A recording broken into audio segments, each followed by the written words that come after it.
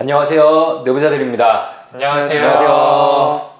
오늘 저희가 두 개의 영상으로 찾아뵐 예정인데요. 첫 번째 영상에서는 다들 보셨을 히트한 드라마 속 주인공들의 심리를 좀 분석하고 그런 성격을 가진 사람들의 자살 위험성은 과연 어떻게 되는지 이거에 대해서 한번 이야기를 해보려고 하고요. 어떤 인격 성향, 어떤 인격 장애를 가지고 있는지 그리고 어떤 성격을 띈 사람들이 자살 위험성이 높은지에 대해서 좀 이야기를 해보려고 하는데요. 네.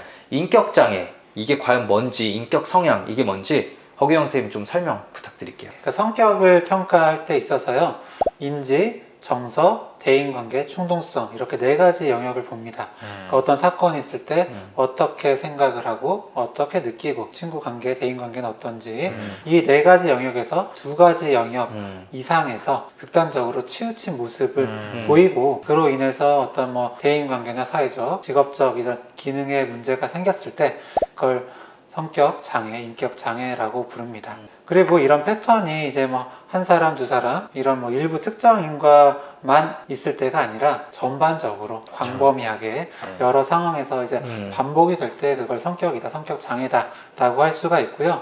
어떤 성격적인 특성은 있는데 현저하게 어떤 문제는 없다라고 했을 때 그냥 성격 성향이 있다 그렇게 볼 수가 있겠죠. 네, 예를 들어서 학교에서도 문제, 동네 친구들과의 사이에서도 문제, 직장에 가서도 문제, 집에서도 문제 이렇게 여러 곳에서 일관되게 있어야지 좀 진단을 할 수 있죠. 그렇죠. 반면에 제가 다른 곳에서는 너무 잘 지냈는데 허경 선생님, 김지훈 선생님한테만 화를 많이 낸다라고 한다면은 제 성격의 문제라기보다는 이제 두 사람에게 이렇게 화가 나게 만드는 어떤 부분이 있지 않을까 이렇게 생각을 해볼 수 있는 거죠. 네, 꼭 예시를 들어도 항상 아무리 봐도 이런 것만 보셔도 얘의 좀 인격 성향이 어떤지 다들 이제 감이 오실 것 같은데요. 어쨌든 가장 히트한 드라마죠. 부부의 세계. 네, 그 드라마부터 리뷰해 보려고 해요.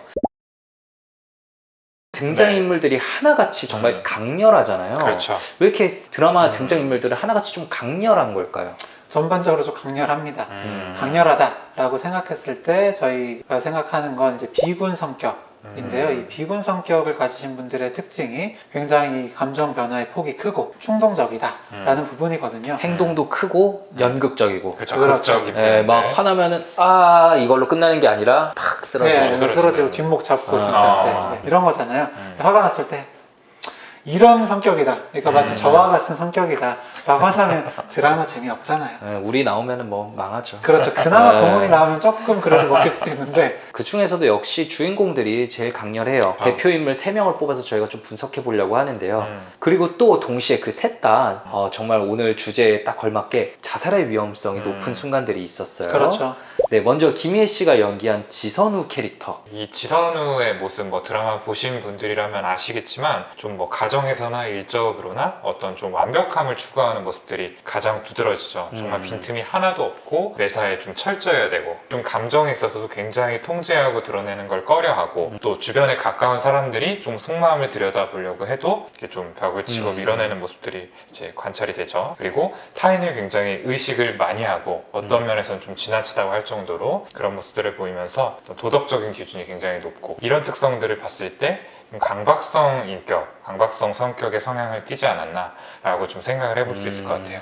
강박성 성격의 특징이 뭐죠? 좀 완고하고 이렇게 지나치게 좀 양심적이거나 도덕적인 기준이 높고 완벽주의적이고 빈틈을 보이는 거를 싫어하고 매사를 좀 다 본인의 뜻대로 통제하고 싶어하는 성향이죠. 본인은 그게 당연하다 생각하고 하기 때문에 그렇게 안 힘든데 네. 주변 사람들이 힘들죠. 그렇죠. 네, 그래서 사실 많은 사람들이 이태호를 굉장히 욕했지만 정신과 의사로서 이태호의 삶이 또 얼마나 스트레스 받았을지 공감되는 부분이 있었기 그렇죠. 때문에 네. 마냥 비난하기만은 또 힘들었던 것 같아요. 그러다 보니까 감정적으로 다가와주는 좀 더 깊게 이야기를 할 수 있는 것 같은 여다경한테 빠져들어간 건데 이거 완전 변호해주는 것 같네. 네, 이러면 안 되는데 어쨌든 잘못한 소망이 거죠. 나오셨네요. 네, 어쨌든 잘못했어요. 네, 그럼 그런 이태호는 어떤 성격인지 허경 선생님 좀 분석 부탁드릴게요. 아마 드라마 보신 분들이라면 이 대사 아시겠죠? 사랑에 빠진 게 죄는 아니잖아. 사빠 죄악 그렇죠. 이런 걸 봤을 때 저는 굉장히 나의 이익이 중요하고 나에게 이익을 위해서 뭐 다른 사람들을 막 착취하고 막 상처 줘도 괜찮은 어떤 반사회성 성격이 아닐까라고 생각을 했었거든요. 근데 드라마 이제 회차를 거듭하면 거듭할수록 욕구에만 충실한 게 아니라 굉장히 죄책감에 힘들어하는 모습들이 나왔어요. 그러니까 반사회성 성격이라고 하면 죄책감이 없는 게 가장 큰 특징인데 그렇죠. 이 사람은 마음속으로 힘들어하긴 굉장히 힘들어요. 아닌 척하고 차가운 척하지만 실제로 막 속에서는 미칠라 그러죠. 어떤 반사회성 성격의 특징 일부 보이기는 하지만 아주 이제 반사회성 성격이라고 진단을 내리기는 좀 어려울 것 같고요. 전반적으로 좀 미성숙하다. 그렇죠. 네, 본인의 아니다. 성격이 이제 아주 뭐 확고하지가 않고 이리저리 좀 휘둘리는 그런 성격이다라고 볼 수 있을 것 맞아요. 같습니다. 다음으로 이제 마지막 그 둘 사이의 아들인 이준영. 준영이 정말 안쓰러웠죠. 네. 많이 힘들어하고 근데 동시에 또 오락가락하는 모습을 보여서 보는 사람들이 준영이를 또 엄청 비난하기도 했어요. 아, 너무 답답하다. 고구마 같다. 네. 그렇죠. 역시 소아정신과 전문의께서 제일 잘 알 수 있겠죠. 이럴 때 잘 걸고 넘어지시더라고요. 네. 준영이 성격은 왜 그런 건가요? 뭐 여러 가지 요인들이 작용을 했을 거고 일단은 준영이 보여지는 모습만 놓고 어떤 성격이냐를 이야기를 해보면은 경계성 성격이 좀 가깝지 않을까 이런 생각이 들어요. 왜냐하면은 극단적인 이상화 평가절하를 반복한다라는 생각이 들거든요. 조금만 본인의 마음에 들지 않는 모습이 나타나면은 엄마 싫어 하면서 확 아빠에게로 가버리고 아빠 싫어 라고 하면서 엄마에게로 확 가버리고 이런 게 이제 경계성 성격에서 흔하게 나타나는 패턴이죠. 경계성 성격의 대인관계에 있어서 안정적인 관계를 유지하기가 어렵다라는 게 특징인데요. 게다가 학교 친구들과의 관계까지 좀 많이 무너졌잖아요. 그러면은 뭐 이제 경계성 인격 장애를 진단해도 되는 건가요? 아, 그렇지는 않습니다. 네, 경계성 성격과 비슷한 모습을 띠고 있지만 준영이는 나이가 어린 중학생이죠. 이 나이 때는 성격 장애를 진단하지 않아요. 청소년기는 흔히 이제 정체성이 확립되어 있지 않고 여러 가지 모습들이 혼재돼서 나타날 수 있고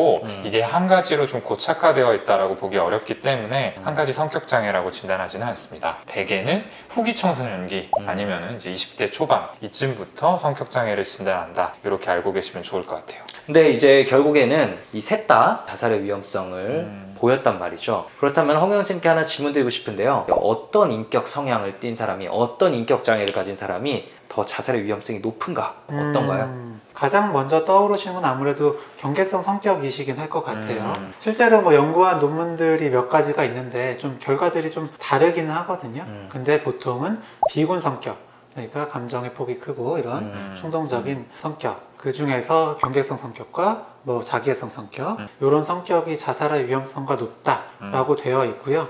그런데 꼭 이런 성격적인 부분만 가지고 이제 평가하기는 어렵고 이 동반 질환이 뭐가 있느냐, 우울증이 있느냐, 혹은 뭐 알코올 사용 장애가 있느냐 이런 것들이 중요하거든요. 그러니까 단순히 뭐 C형 성격, 예를 들어서 회피성 성격이라 하더라도 그러니까 내가 막 사람들이랑 어울리는 게 좀 힘들고 새로운 자리 가는 게 어렵고 그래서 이제 술을 한 잔, 두 잔 하다 보면 알코올 사용 장애에 빠질 수 있고 2차적으로 뭐 위축되고 우울증에 빠질 수 있는 거거든요.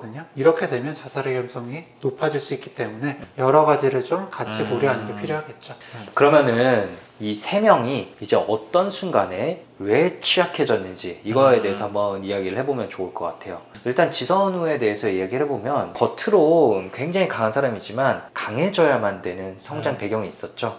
어린 나이에 부모님 두 분이 다 사고로 돌아가시고 혼자 남겨진 상황에서 강하게 자랄 수밖에 없었어요. 그래서 지선우 나름대로는 자신은 감정을 보여주고 친하게 지낸 게 이제 가족들이었죠.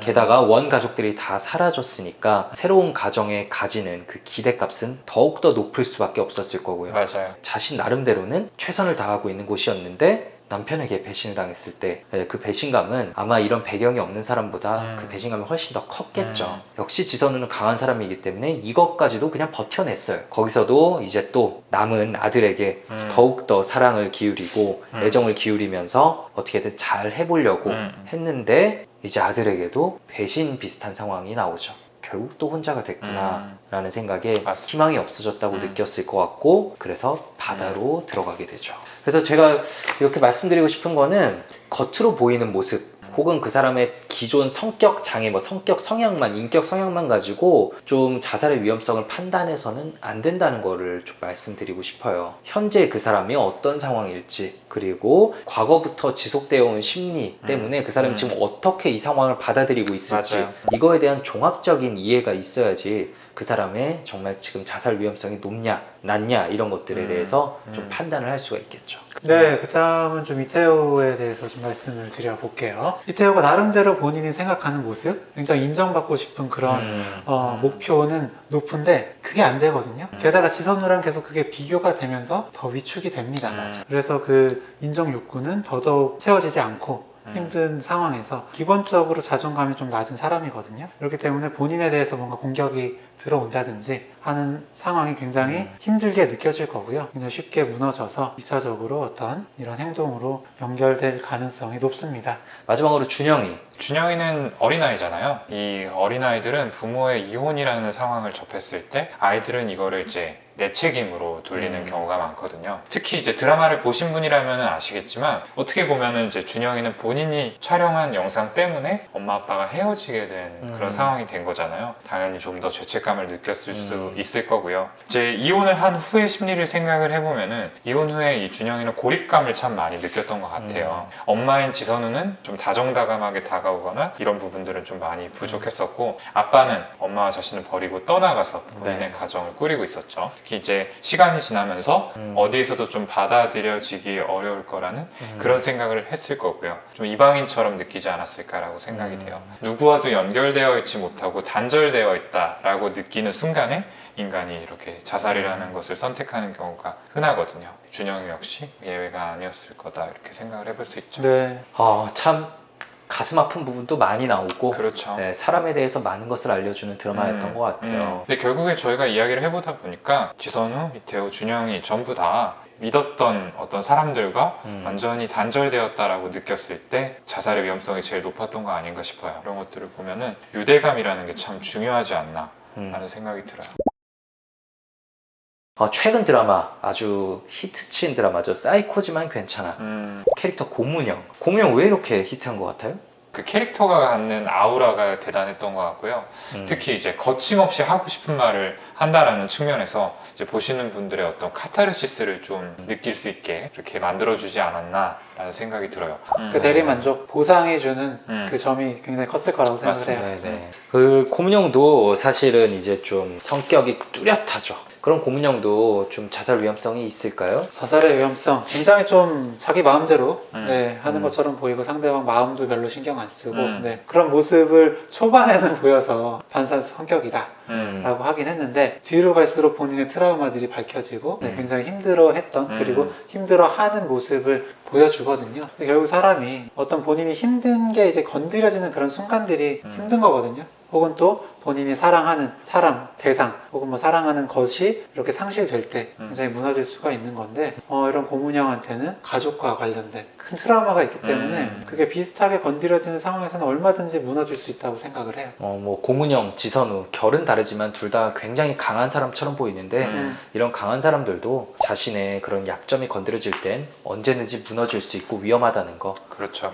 이게 오늘 말씀드릴 수 있는 가장 핵심 포인트일 것 맞아요. 같아요. 근데 정말 이제 이런 고든 대나무 같은 사람들이잖아요. 어떻게 보면 그렇기 때문에 더 한번 부러질 때 확 부러지고 강박성 성격이 있는 사람들이 우울증이 오면은 그 증상이 훨씬 더 심하거든요. 굉장히 깊죠. 반사 성격이신 분들도 병원에 정말 잘 안 오시긴 하는데 한 번 오시면 되게 정말 힘들어서 오시는 경우가 대부분이죠. 네. 저희가 이제 첫 번째 영상에서 드라마 캐릭터들을 가지고 그분들이 가진 성격 성향, 성격 장애 그리고 자살의 위험성에 대해서도 한번 이야기를 해봤습니다. 감사합니다. 감사합니다. 오늘 영상 조금이라도 재밌고 유익하셨다면 구독, 좋아요, 댓글 쓰기, 알림 설정까지 꼭 부탁드립니다. 감사합니다. 감사합니다.